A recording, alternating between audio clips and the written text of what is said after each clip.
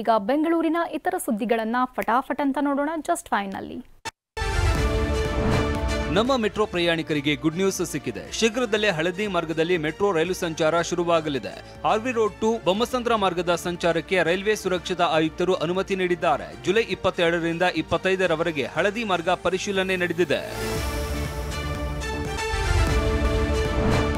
ಒತ್ತುವರಿಯಾಗಿರುವ ಕೆರೆಗಳ ತೆರವಿಗಾಗಿ ಪಾಲಿಕೆ ಕಂದಾಯ ಇಲಾಖೆಯ ಮೊರೆ ಹೋಗಿದೆ. ಬೆಂಗಳೂರಿನ 183 ಕೆರೆಗಳ ಪ್ರದೇಶದಲ್ಲಿ 472 ಎಕರೆ ಜಾಗ ಭೂಗಳ್ಳರ ಪಾಲಾಗಿದೆ. 188 ಎಕರೆ ಜಾಗವನ್ನ ಖಾಸಗಿ ವ್ಯಕ್ತಿಗಳು ಒತ್ತುವರಿ ಮಾಡಿಕೊಂಡಿದ್ದು, 288 ಎಕರೆ ಜಾಗವನ್ನ ಸರ್ಕಾರಿ ಸಂಸ್ಥೆಗಳೇ ಒತ್ತುವರಿ ಮಾಡಿರುವುದು ಬೆಳಕಿಗೆ ಬಂದಿದೆ. ಲಾಸ್ಟ್ 2.5 years ಅಲ್ಲಿ 17 ಎಕರೆ 38 ಗುಂಟಾಸ್ ಎನ್ಕ್ರೋಚ್ಮೆಂಟ್ ತೆಗೆದಿದ್ದೀವಿ. ಸುಮಾರು 29 ಲೇಕ್ಸ್ ಅಲ್ಲಿ.